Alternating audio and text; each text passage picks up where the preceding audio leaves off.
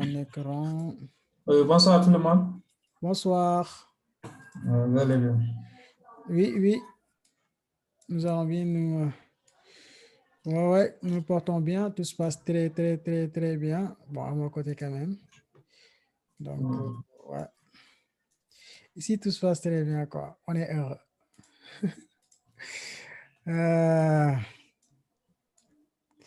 J'espère, je vous souhaite la même chose vraiment. D'être heureux, d'aimer ce que vous faites. La meilleure manière de faire du bon travail, c'est d'aimer ce que vous faites. Ce que disait Steve Jobs. C'est une référence dans l'entrepreneuriat, quoi. Et Elon Musk, les deux. Donc, je pense qu'on est bon. Donc, j'ai ouvert le projet, comme d'habitude. Donc, on avait, la semaine passée, nous avions travaillé sur l'authentification. Donc, vous avez vu mon écran, non? Vous voyez, non? C'est bon? Oui, c'est bon. C'est bon. Ok, attends, je regarde si j'enregistre aussi. Voilà, l'enregistrement, ça se passe très bien. C'est bon. Donc, vous voyez mon écran, c'est que la semaine passée, nous avions travaillé sur la partie authentification et l'affichage des produits. Donc, ça, c'est les données qui sont stockées sur notre base de données. Ce n'est pas des données fictives, mais c'est des données stockées sur la base de données. Donc, qu'est-ce qu'on va faire aujourd'hui? C'est d'essayer d'ajouter un produit, modifier un produit, supprimer un produit. Donc, ensemble, nous allons voir tous ces aspects. C'est bon pour vous? Donc, pour moi, c'est bon. Je suis très bien. Voilà, je suis très heureux de vous accueillir dans cette journée. Ensemble, donc, on va essayer de faire 1 heure pour laisser surtout les professionnels d'aller se reposer pour demain. Donc, voilà. OK. Donc, pour vous dire, j'ai démarré mon serveur. Je me suis placé au niveau de l'application. Il y avait une question que je voulais répondre d'abord avant de continuer. Par exemple, si vous utilisez Windows, vous me demandez l'équivalent de certaines commandes parce qu'il y a beaucoup de commandes qui présentes ici. Ils marchent sous Mac, sous Unix, système Unix, Mac, Linux, voilà, Ubuntu, etc. Mais quand vous regardez le site de Django, je suis en train de voir, il y avait un tutoriel, première page, je pense que c'était ici, première partie, voilà, ici, installation. Quand vous regardez dans chaque commande, je vais vous montrer, je pense que c'était ici, là, voilà. Dans chaque commande, à côté, nous avons Windows. Donc, si vous voyez quelque chose comme ça, si vous utilisez Windows, cliquez ici et il va vous montrer, vous écrivez directement Py -M au lieu de Python. Donc, c'était la question que je voulais répondre avant de continuer. Donc, on attaque notre journée. Qu'est-ce qu'on va faire en première? C'est ajouter, par exemple, en haut, le bouton Ajouter ou bien Nouveau produit. Donc, on va ajouter le bouton. Donc, récemment, je vous ai expliqué, par exemple, Bootstrap, comment il marche. Donc, notre fichier, c'est tout product list. Donc, je pense que c'est ici. Donc, c'est product list ici. Je vais descendre un peu. Je vais faire un autre row, Bootstrap. Donc, je vais faire div.row.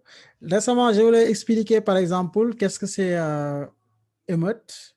Emmet nous permet de faire ça, div.row. Dans le row, qu'est-ce qu'on veut? On veut un div avec colonne de 12, comme ça. OK. Après, je vais créer un autre div pour mettre le texte ajouté à droite. Donc, je vais div float right. Float right, aussi simple que ça. Bon, il va falloir qu'il y ait là. Float right, je vais lui donner en marge en bas de 4. Donc, float right, marge de bas de 4. Et je vais ajouter ici un href. Donc, a.btn, qu'est-ce que je vais mettre? btn peut-être info, comme ça. Et ici, je vais, je ne vais pas mettre encore les URL parce qu'on n'a pas encore les URL. Donc, je vais mettre nouveau produit, comme ça. OK. Donc, une fois on a ça, je vais réfléchir la page comme ça.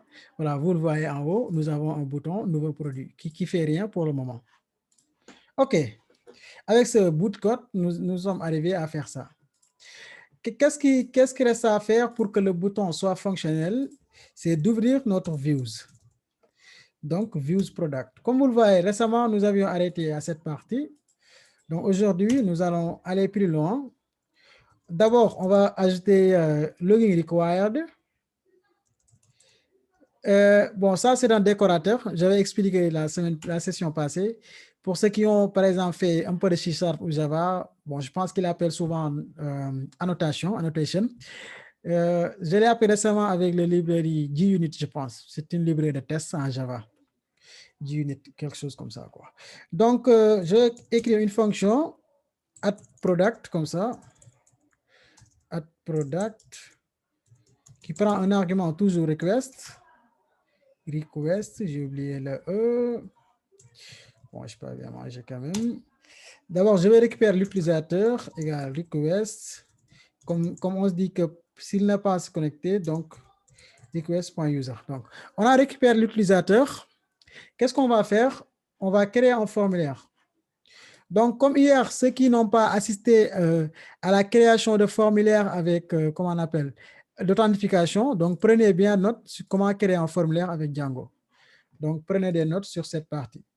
Comme d'habitude, hein, vous n'avez pas besoin d'écrire. Donc, notez seulement. Si vous avez des questions ensuite, vous pouvez les poser. Donc, je vais créer un fichier ici dans Product. Je vais le nommer form.py, comme ça. OK. Première chose à faire, je vais importer form depuis Django. From Django, import form. C'est la première chose à faire. Deuxième chose, c'est quoi? On va faire from.product ou bien from.models. Import quoi? Product. Ici, comme ça. Hier, je vous ai expliqué, par exemple, sur Django, nous avons différentes formes. Il y a des formes qui sont des modèles, par exemple, qui se basent sur un modèle. Un modèle, c'est tout simplement notre table. Et il y a des formes aussi qui ne se basent pas au modèle. Je ne sais pas si hier, on a fait ça, les deux. Ouais. Hier, on avait fait ça, forme. Ça nécessite pas aucune action pour la base de données. Donc, c'est une forme qu'on appelle créer. On n'a pas besoin d'aller pour faire des choses complexes avec notre views. On le crée ici directement. OK. Donc, je vais mettre product, par exemple, forme comme ça. Au lieu de forme.form, je vais mettre forme. Ça, c'est de l'héritage en Python. Vous l'avez vu récemment. Form.modelForm. Comme ça. Ici, il y a des attributs ou bien il y a des attributs required qui sont obligatoires. Première chose, c'est de faire classe meta, comme ça, et d'appeler notre modèle. Notre modèle ici, c'est product. Donc, et après le modèle, vous devez préciser quels sont les champs que vous avez besoin pour créer un produit. Donc, je vais mettre field.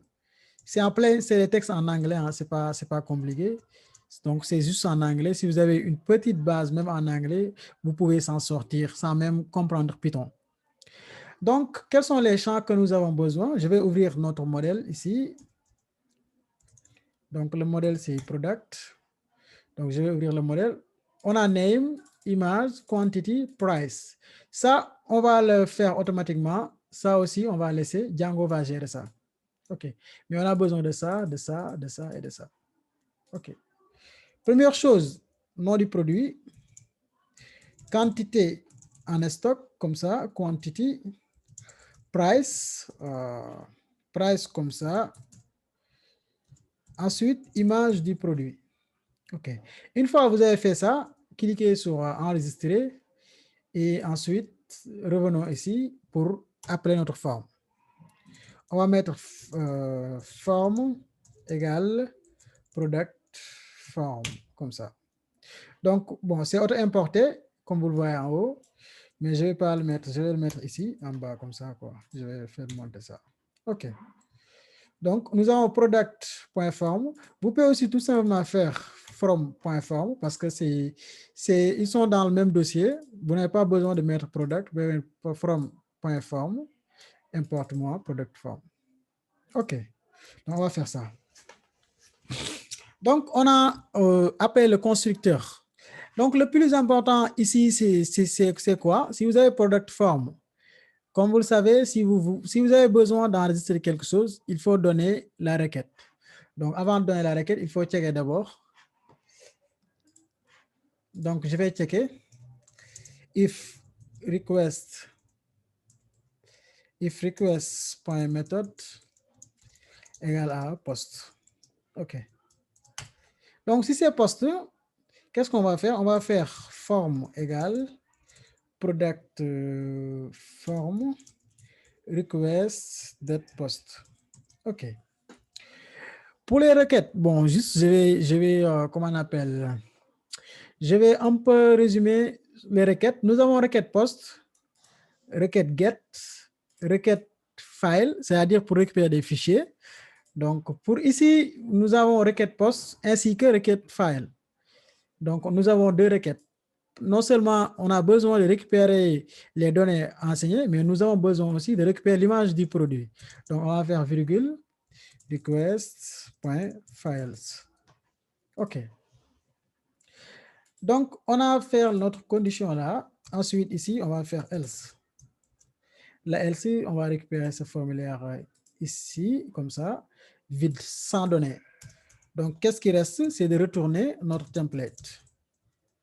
Render, comme ça, request comme premier argument. Deuxième argument, c'est quoi? C'est le nom de notre template. On va le nommer add_product, comme ça. .html. Et on passe en argument, on passe en contexte le form. OK. On utilise ce syntaxe pour passer une variable d'une views à un template. Donc, voici le syntaxe. C'est un dictionnaire Python. Donc, ça, on va l'utiliser après, pas pour le moment. Je vais vous expliquer.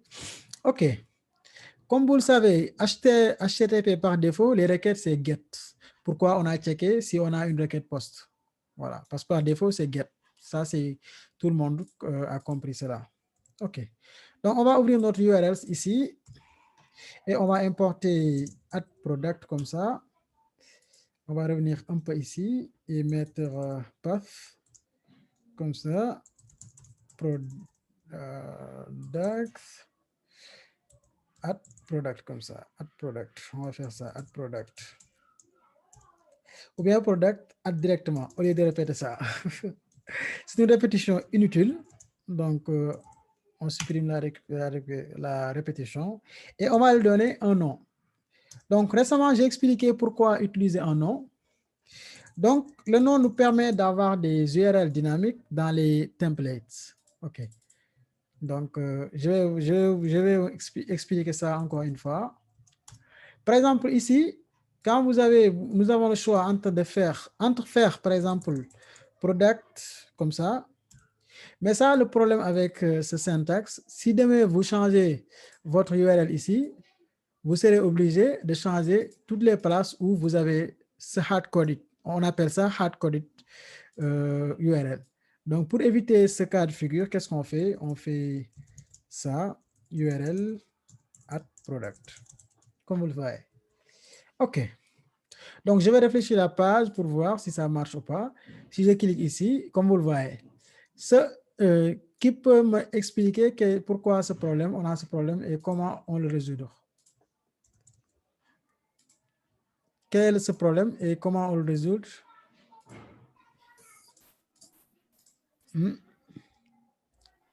Comment résoudre ce problème? Oui, des volontaires. Oui. Parce que, OK. Moi, au niveau de, ouais, au niveau de product, au niveau de même quoi. OK, d'accord. OK. OK, c'est bon. Donc, qui a une autre proposition? Ou c'est ça? Vous êtes d'accord avec lui? C'est bon, vous êtes d'accord avec lui? Add product HTML, .html n'existe pas. OK. Donc, template does not exist, c'est-à-dire nous n'avons pas le template. Donc, nous allons le créer ici. Donc, on va mettre product.html. Voilà, c'est exactement ça. Quand je fais ça, comme vous le voyez, l'erreur est partie. Ça, c'est très important. Donc, pour cette partie, qu'est-ce qu'on va faire? Comme d'habitude, on va faire extend base.html. Ça veut dire que donnez-moi le fichier base.html. Et ensuite, on va lui dire que nous n'avons pas besoin de toutes les parties. Il y a des parties où nous allons le définir nous-mêmes. Donc, on va faire block content comme ça. Dans ce bloc, qu'est-ce qu'on va faire? Je vais ajouter par exemple un div. Je vais ajouter un padding top de 3 et un margin bottom de 4, comme d'habitude. OK. Ensuite, je vais ajouter un titre, h2 de text center, comme ça. Ajouter produit. Je vais donner un titre, ajouter produit. Regardons si ça marche d'abord. Voilà, on a ajouté produit comme titre. Qu'est-ce qui reste? C'est d'afficher notre formulaire. Donc, je vais mettre div.row, div.colmd8.mx auto. Comme ça. Ça nous permet de centrer le contenu au milieu. Au lieu d'utiliser toutes les colonnes, d'utiliser seulement les 8. Voilà, c'est exactement ce que j'ai fait. Donc, je vais ajouter un formulaire comme ça, de type post. Action, on n'a pas besoin parce que c'est la même page. Qu'est-ce qu'on a besoin? Si vous vous rappelez bien sur les formulaires, nous avons besoin d'ajouter toujours ce qu'on appelle CSRF token. Si vous avez post toujours, il faut ajouter CSRF token. Si c'est get, pas de souci, mais post, on a besoin de ça. Donc, ensuite, pour rendre un formulaire, qu'est-ce qu'on fait? Par exemple, pour passer une variable d'une views à un template, on utilise ce syntaxe, double bracket ou bien des accolades. Ensuite, on fait form ASP, c'est-à-dire rendre le formulaire comme une sorte de paragraphe. C'est bon? Donc, qu'est-ce qui reste à faire ici en bas? C'est d'ajouter un bouton. Donc, nous pouvons ajouter par exemple c'est quoi? Oh, il y a quelqu'un qui... On va ajouter par exemple un bouton de type submit comme ça et valider. On va dire valider comme ça. Je vais ajouter une classe btn primary comme ça. Je vais essayer de voir si ça va marcher ou pas. Comme vous le voyez, nous avons rendu notre bouton. Voilà. Nous avons une formulaire ugly. En haut aussi, on va ajouter en marge empty. Je pense que c'est bon pour avoir une marge un peu. Voilà, ça c'est bon. Donc, pour ajouter les classes Bootstrap, qu'est-ce qu'on fait? Nous allons ouvrir le formulaire encore une fois ici et nous allons ajouter les données ici. Donc, on l'avait déjà fait sur l'autre formulaire. Attends, je vous montre. C'est exactement ce qu'on a ici. Donc, je vais copier un ici pour gagner du temps quand même. On va mettre les attributs qu'on a ici. Par exemple, name. Je vais mettre nom du produit comme ça. Je vais copier ça plusieurs fois. Donc, name, quantity, price. OK. Nom du produit.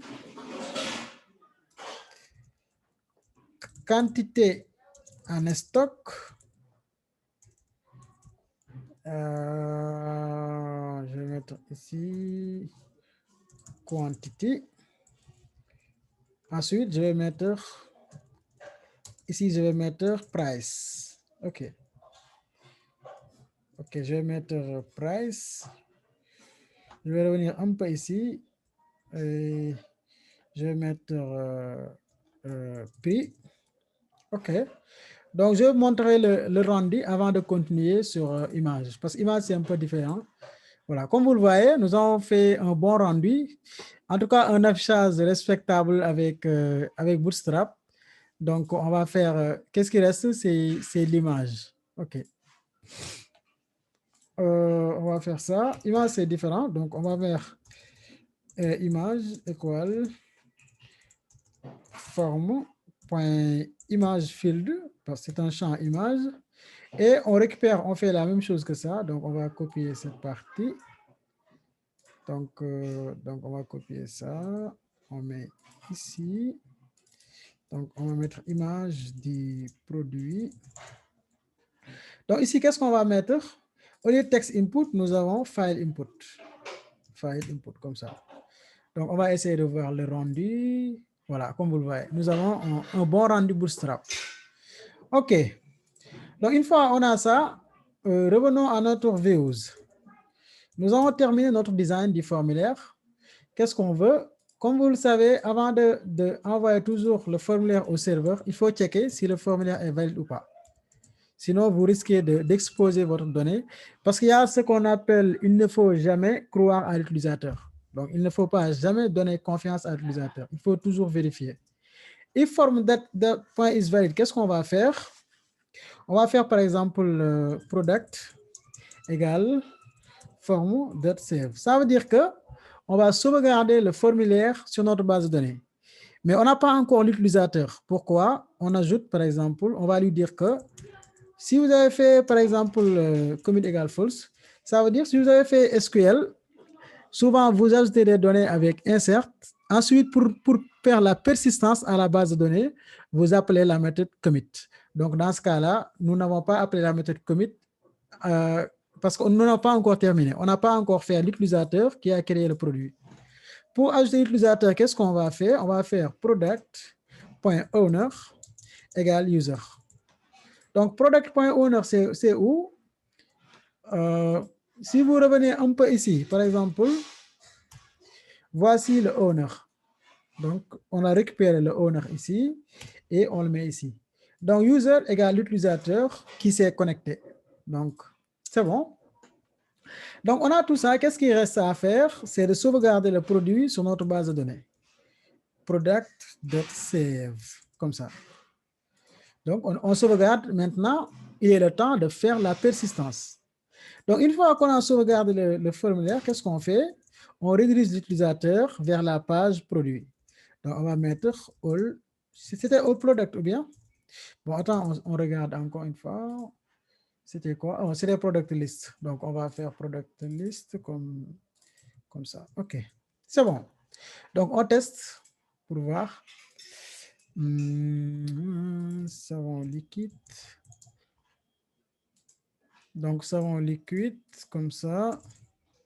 Quand en stock. Ici, c'est texte. Donc, on va changer ça.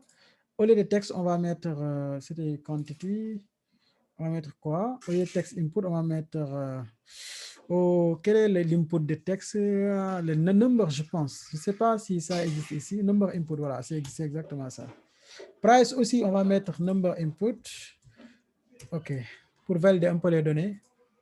OK, ça c'est bon. Savon liquide. Quand en stock 25. Prix unité 1000 francs. Et on essaie d'uploader l'image. Donc, voici une image valide.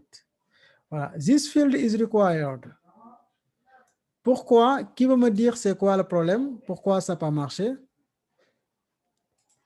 Des idées? Pourquoi ça n'a pas marché?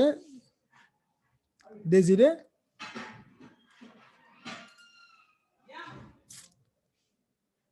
Des idées? Si vous avez fait HTML, il y a quelque chose que nous n'avons pas mis sur le formulaire ici. Il y a quelque chose qu'on a raté ici. C'est quoi? Voilà. En HTML, si vous voulez envoyer des fichiers, il y a un autre attribut qu'on devait ajouter ici qui est EncType. Comme ça. Multipart form data. Si vous n'avez pas fait, si vous ne faites pas ça, l'HTML ne va jamais envoyer des images ou bien des fichiers médias. Ça, c'est pas des choses liées à Python ou Django, c'est HTML. C'est bon, vous avez compris la raison pourquoi ça n'a pas marché. Donc, on va réfléchir la page, on va ajouter encore une fois savon liquide.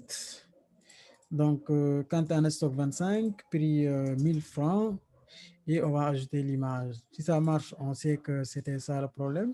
Comme vous le voyez, ça marche très bien en ce moment-là. Donc, c'était ça le problème. On n'avait pas ajouté un type. Si vous devez envoyer des fichiers médias, il faut faire ça. En Django, plus de ça, dans le views, il faut ajouter aussi request.files. Ça veut dire, on récupère aussi des fichiers. C'est bon. Donc ici, vous pouvez ajouter par exemple un else pour dire utilisateur que ce que vous avez ajouté comme données, ce n'est pas valide. Donc, on a un utilisateur owner. Donc, nous avons deux. Comme vous le voyez ici, il a affiché d'abord le dernier élément qu'on a ajouté en bas. Vous pouvez changer le comportement de l'affichage ici en venant ici, en mettant, bon, je pense, .order by, comme ça. Donc, minus ID, c'est-à-dire le dernier élément créé. Donc, on va faire ça, comme vous le voyez. Donc, il est en haut. C'est bon pour tout le monde. Donc, on a appris comment ajouter un produit. Est-ce qu'il y a des questions sur cette partie? Comment ajouter un produit? Comment insérer un formulaire? Tout ça? Ou bien c'est clair pour tout le monde? C'est bon pour tous. Donc, on va faire ce qu'on appelle comme... À part, je vois un trompe, voilà, que hier, avancé, voilà, la vidéo, au niveau des produits, hier, nous, on était là-bas au moment qu'on... oui. Par rapport à ce qu'on fait aujourd'hui, pour l'âge aujourd'hui, vous pouvez revenir juste un briefing un peu sur ça, même 30 secondes. Quoi. Ok, merci beaucoup pour la question. Et aussi, par exemple, si vous avez raté une séance, vous pouvez aller sur GitHub pour récupérer le code. Donc, à la fin de chaque séance, je mets tout le code sur GitHub. Donc, voilà, à la fin de chaque séance, on fait ça. Ici, par exemple, on a checké, comme d'habitude, pour regarder s'il y a une requête post. Parce que par défaut, les requêtes, c'est get. Si oui, on récupère notre formulaire et on ajoute les données que l'utilisateur a mis. Parce que l'utilisateur peut mettre des données non fichiers et ils peuvent mettre aussi des fichiers. Dans ce cas-là, il ne faut pas jamais faire confiance en l'utilisateur. Pourquoi on fait un check? Inform that is valid. Parce que Django est chargé de valider le formulaire en background. Donc, si Django dit oui, que j'ai validé le formulaire, on crée une instance de produit. Donc, si on fait form.save directement, il va faire la persistance sur la base de données. Donc, nous, on ne veut pas ça. On ne veut pas qu'il fasse la persistance parce qu'on n'a pas encore terminé de travailler sur ce produit que nous venons de créer. Donc, pourquoi? Parce qu'on devait ajouter l'utilisateur qu'il a créé. Donc, c'est l'utilisateur qui s'est connecté ici. Une fois on a ajouté l'utilisateur, on fait save, c'est-à-dire la persistance à la base de données. Donc, une fois qu'on a sauvegardé le produit, il n'y a pas de travaux à faire, on fait directement ça. Non, c'est après le même mécanisme avec CBV, classe base de views. Donc, avec classe base de view, on a un dev get et dev post. Dans ce cas-là, sur la requête post, donc on fait les trucs, on fait par exemple, on n'a pas besoin de checker dans ce cas-là parce qu'on a déjà défini les méthodes post ou get. Donc, c'est ça la seule différence. Parce que là-bas, on n'a pas besoin de checker. On check seulement si le formulaire est valide et ensuite, on continue les opérations. Donc, on a ajouté un produit. Qu'est-ce qu'on reste à faire? Voir un produit, modifier et supprimer. Donc, quel soit alpha, on va essayer de terminer ces trois tâches. OK. Qu'est-ce qu'on va faire en première? Voir un produit. Donc, je vais d'abord faire à la base login required, comme ça, pour protéger notre views. Qu'est-ce qu'on va faire? Product detail. OK. Request. Donc, qu'est-ce qu'on va faire en première? Ici, comme vous le regardez, c'est deux choses différentes parce que nous devons retourner la page ainsi que l'ID du produit. Dans ce cas-là, on va prendre l'ID comme argument ici. OK. Django est très flexible. Django nous a donné presque tous les outils qu'il faut pour aller plus vite. Donc, dans ce cas-là, il y a une méthode qu'on appelle getObject_for. C'est-à-dire, Django va nous dire, qu'est-ce que vous avez besoin? On lui dit non, nous avons besoin d'un objet de type produit, ou bien tu retournes une page 404. Si tu ne trouves pas l'objet, retourne-nous une page 404. Voilà. Donc, c'est exactement ça. Donc, on fait ça. Comme vous le voyez, si vous lisez très bien ici, classe, c'est-à-dire la classe. Donc, on devrait mettre la classe. Donc, on va mettre quelle classe ici? C'est product. Ensuite, je vais mettre PK pour dire qu'elle est primaire, égale à l'ID. Voilà. Donc, l'ID qu'on récupère ici, on le donne ici comme argument. C'est bon? Donc, qu'est-ce qui reste? Retourner notre view render, comme ça. Request comme premier argument toujours. Et ensuite, on fait product, product detail.html. OK. Et on envoie notre variable product à notre template product, comme ça. OK, j'enregistre. Donc, nous avons ça. Une fois qu'on a ajouté notre views, qu'est-ce qu'il reste à faire? C'est de venir sur notre URL et de le mettre ici, product detail. Une fois qu'on a ça, qu'est-ce qu'il reste à faire? C'est de venir ici, de mettre path, comme ça. Je vais mettre d'abord products, comme ça. Ensuite, product detail. Je vais le donner un nom, comme ça. Product detail. Ensuite, ici, je vais écrire ce syntaxe. Into ID. OK, vous allez me demander pourquoi. Int, ça veut dire que récupère-moi un argument de type entier comme nom ID. Donc, récupère-moi un argument de type entier qui a comme nom ID. L'ID, où je peux savoir quel est l'argument que cette fonction prend. Donc, je dois revenir ici et voir. On peut par exemple changer ici, au lieu d'ID, on dit product ID. Donc, dans ce cas-là, on le met ici. Voilà. Et ensuite, ici aussi, on fait la même chose, product ID. Je pense que c'est assez clair pour vous. Donc, on va laisser product ID comme ça. Comme ça, OK. Donc, on va ajouter product ID comme ça, au lieu de mettre ID seulement. C'est bon pour tous. Donc, qu'est-ce qu'il reste à faire? C'est quand on clique sur ce bouton qu'il nous amène sur l'autre page. Donc, on va faire ça. Donc, c'est où? C'est product list. Oh, what I'm doing now. Donc, product list ici. Où est notre bouton? Voir où c'est ici. Donc, on va faire ça. URL.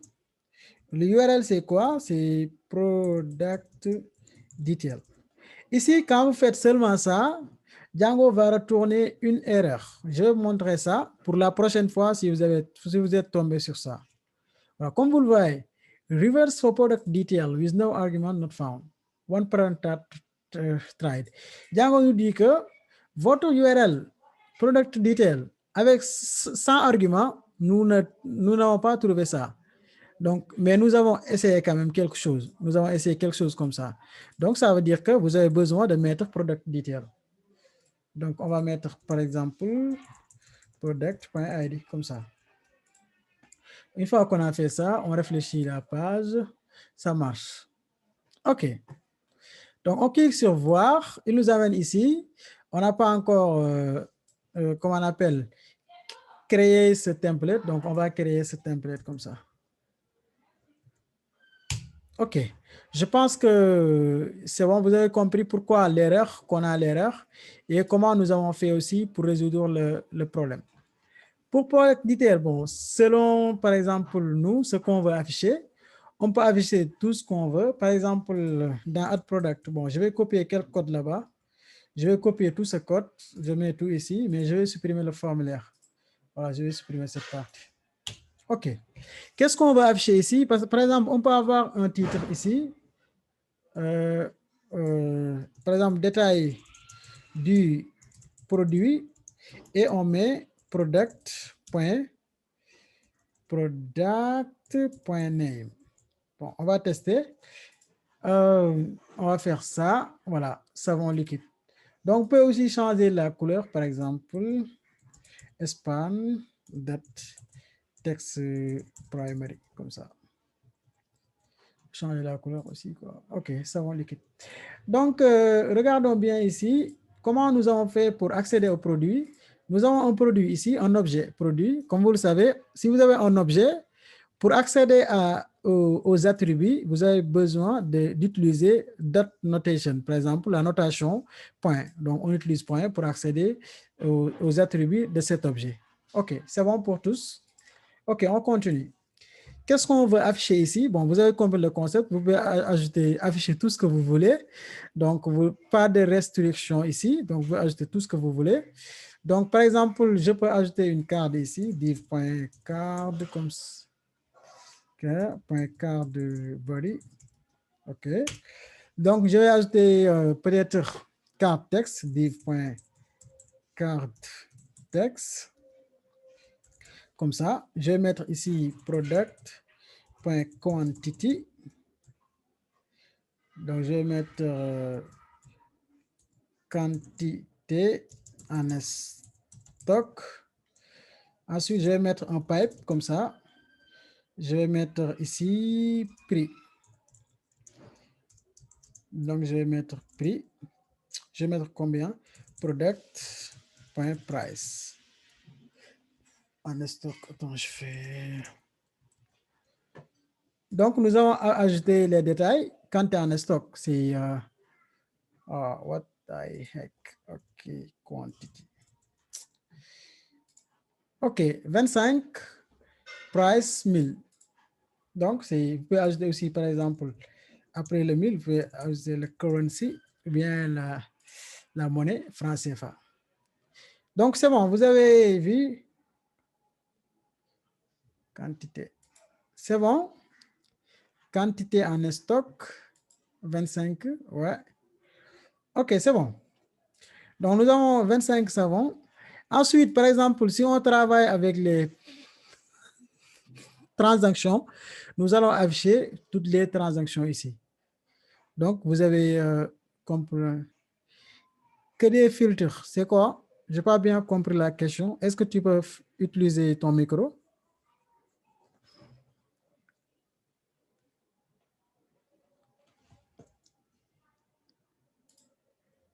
Oui, la question.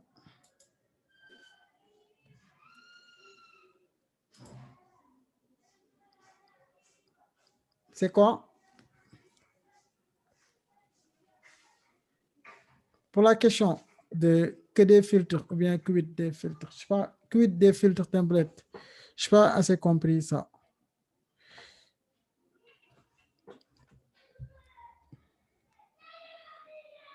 On ne t'entend pas.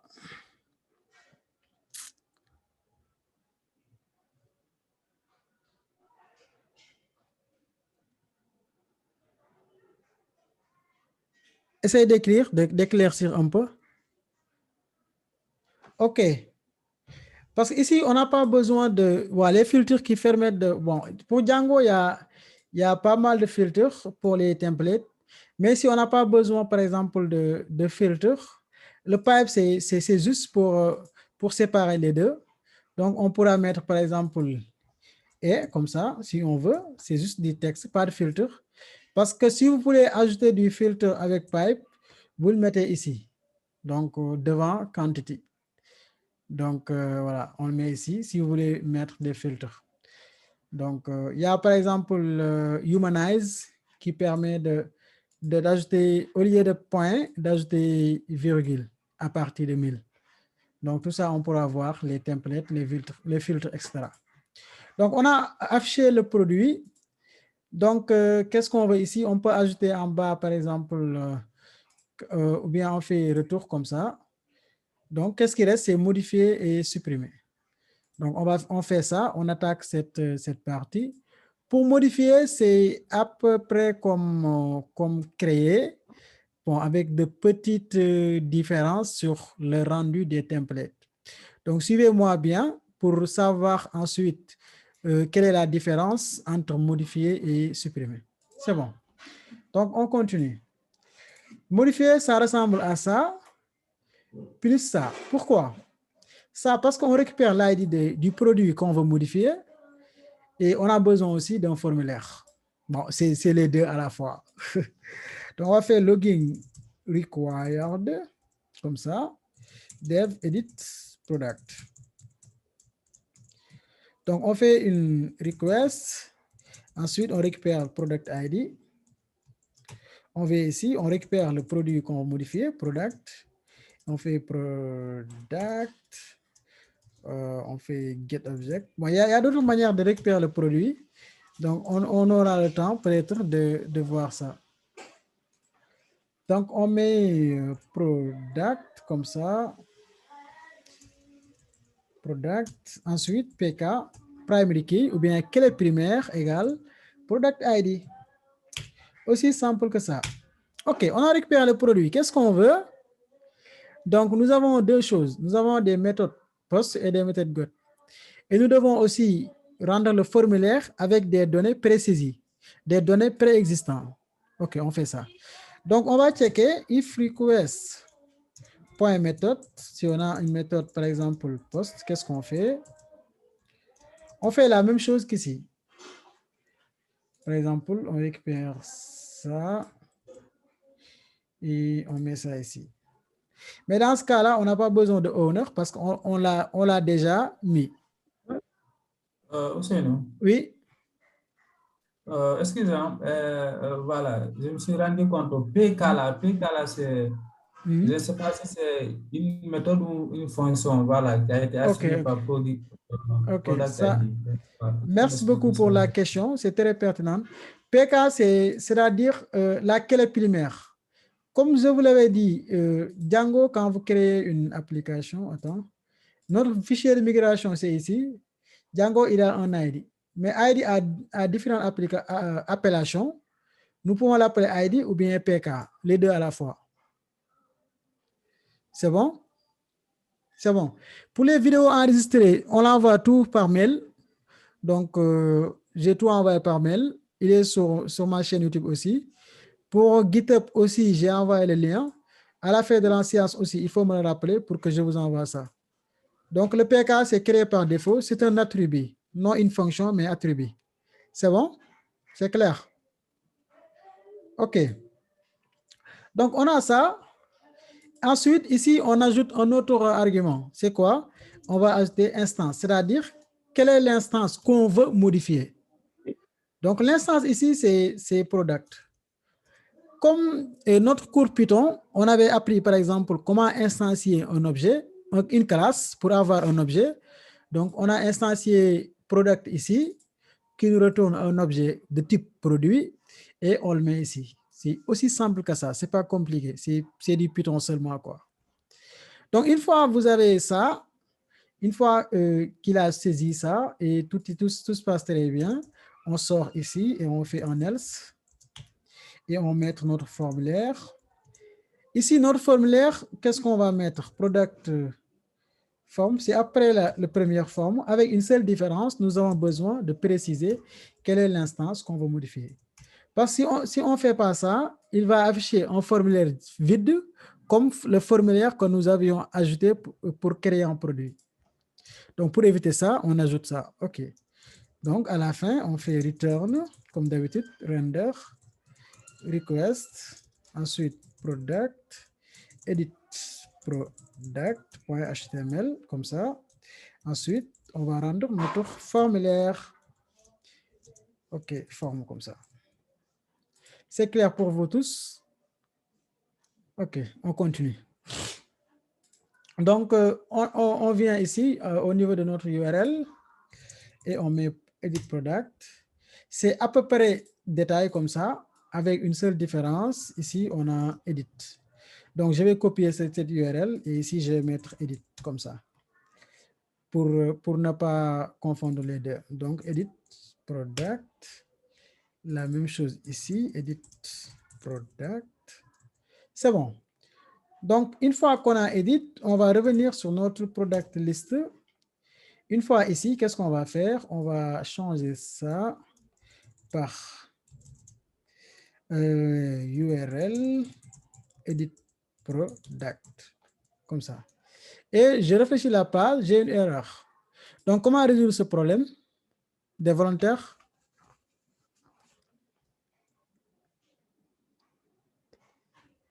Donc, comment résoudre ce problème? Il y a des volontaires pour nous aider? Il faut mettre le produit ID. OK, c'est exactement ça. Donc, on va mettre product.id. OK, on réfléchit la page. C'est bon, l'erreur est partie. Quand je clique sur modifier, on a une autre erreur. Pourquoi? Ce problème qui va nous aider à le résoudre, on a value error.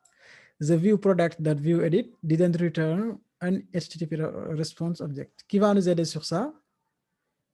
Des volontaires?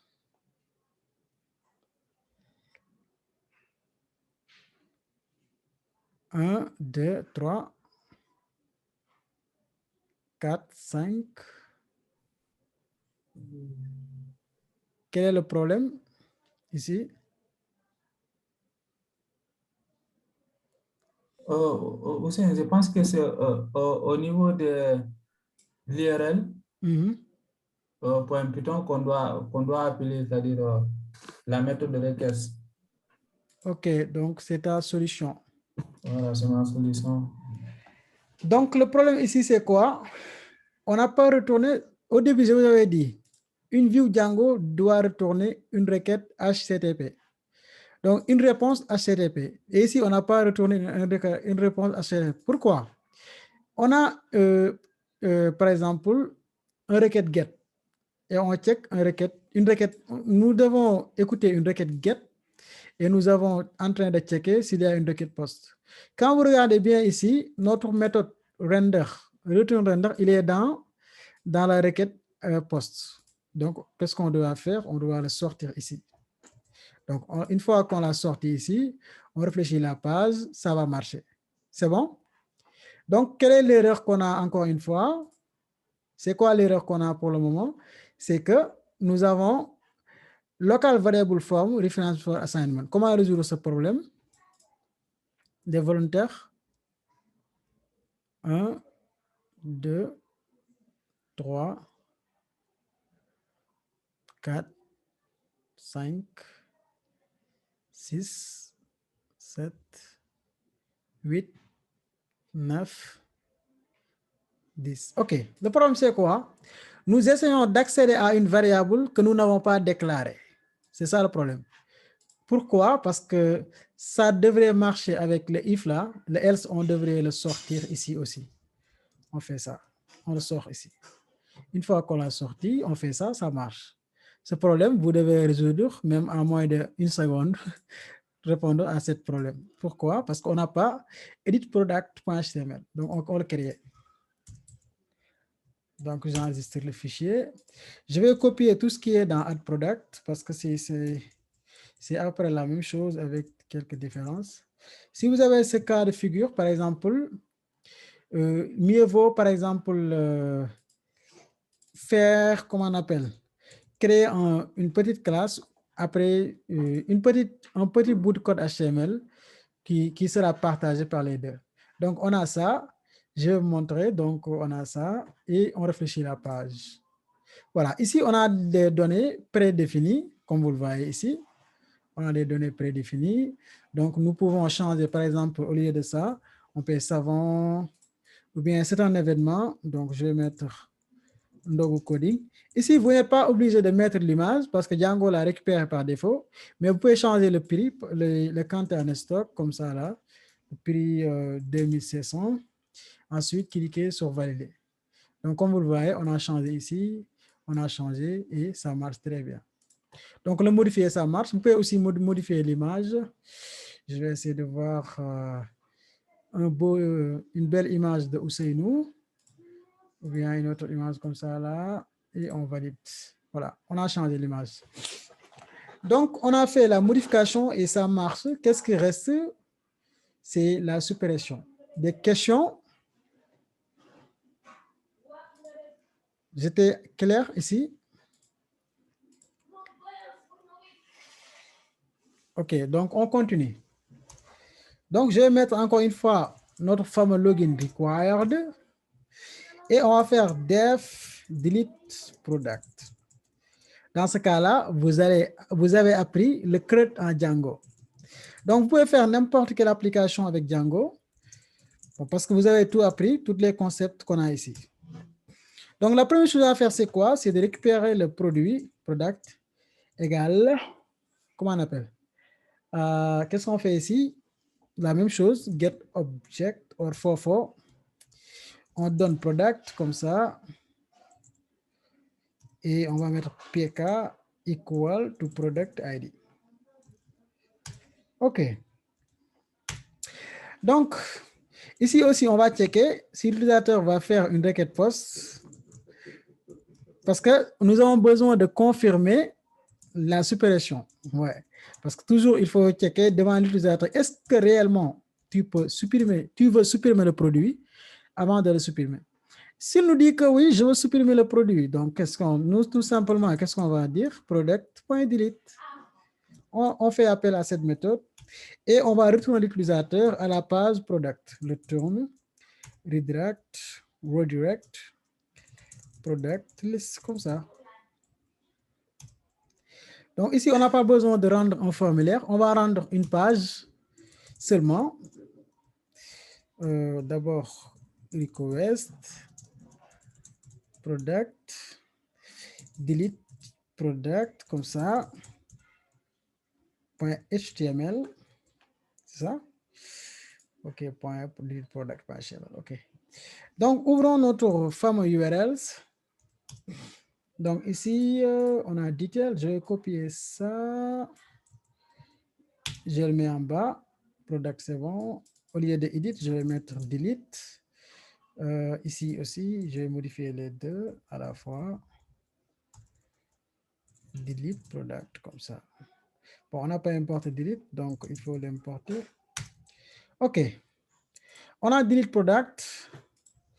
Donc, nous allons retourner aussi product list. On va mettre ici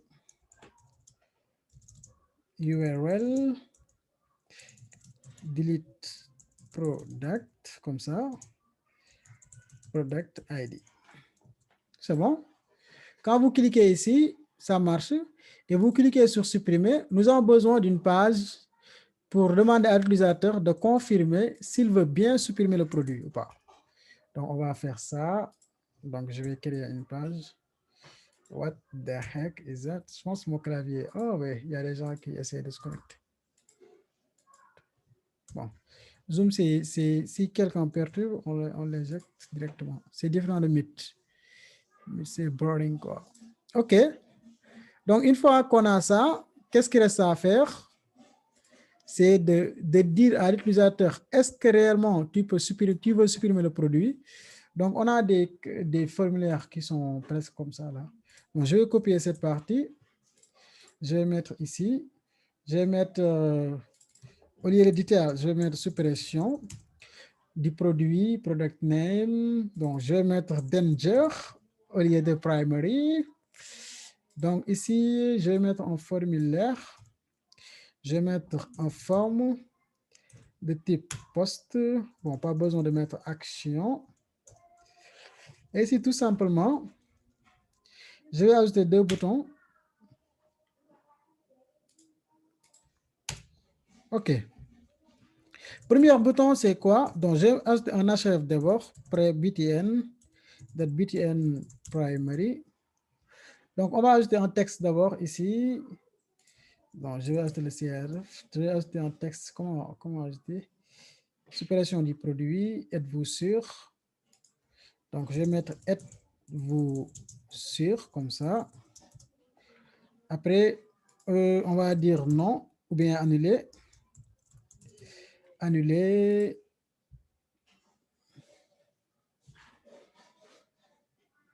Quand c'est annulé, qu'est-ce qu'on va faire? Bon, slip. Donc, quand c'est annulé, on va retourner sur notre liste de produits.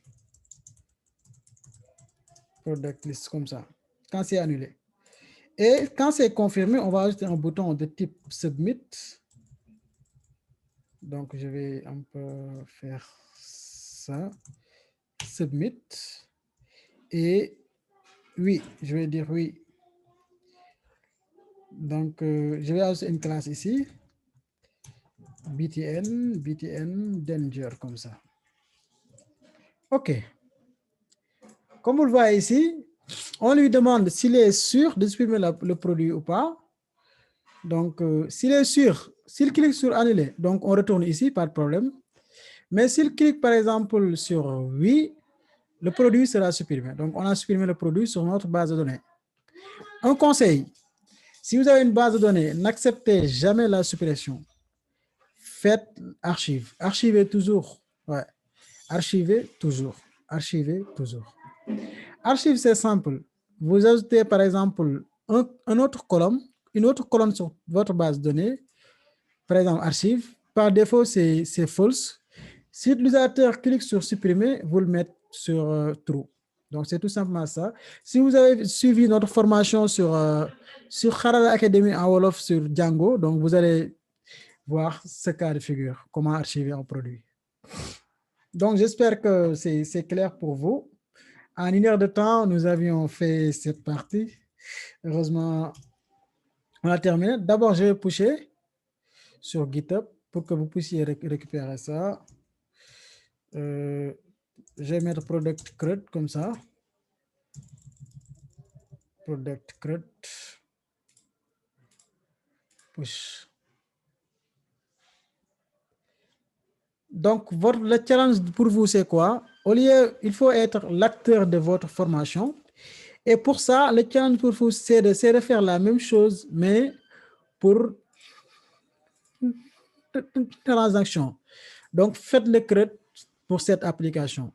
Donc, demain, on va voir ça, ce que vous avez fait et comment vous avez évolué. Donc, s'il vous plaît, essayez de passer du temps. Mieux vaut faire des erreurs que de rien faire. Donc, vraiment, mieux vaut faire des erreurs que de rien faire. Si vous avez des questions, on va essayer de prendre. Sinon, je vais compresser la vidéo et le mettre sur comment on appelle, sur YouTube et partager le lien. Ensuite, le code, il est sur GitHub. Attends, je partage le lien ici, vite fait, avant que vous l'oubliez. Le code, il est sur GitHub. Je pense que c'est ça mon profil. Je prends de repository. Si vous avez des questions, je suis preneur.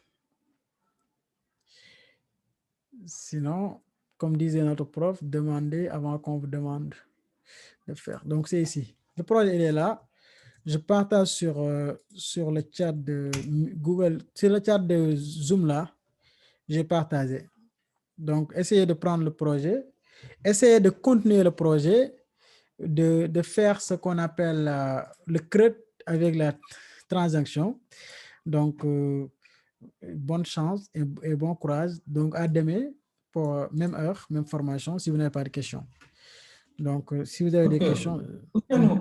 Est-ce que tu peux aussi, je pense que importer aussi le code HTML qu'on a utilisé hier, je n'ai pas vu ça au niveau de ton GitHub, quoi. Non, il est là. Par exemple, quand vous cliquez sur View Code, Product ici, non, pas Product. Quand vous cliquez sur Stock Management ici, Templates, voilà, c'est ici le code HTML. C'est comment faire la documentation, genre faire ton propre support. Faire ta propre documentation, c'est ça? C'est ça la question. OK.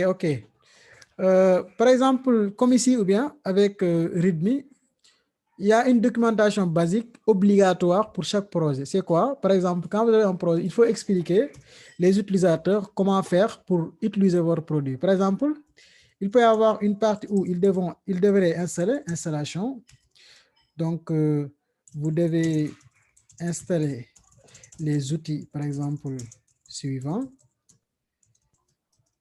Et vous décrivez, par exemple, Python, Si vous voulez aussi, vous pouvez mettre v3.9 ou bien .8, ou bien tout simplement faire supérieur ou égal à v.3.8, comme ça. Ensuite, s'il y a un autre prérequis, vous dites par exemple Django. S'il y a une version spécifique, vous pouvez mettre Django 3.2, comme cette formation. Et ensuite, continuer sur ça. Après installation, il y a exécution. Exécution, ou bien, bon, c'est exactement ça.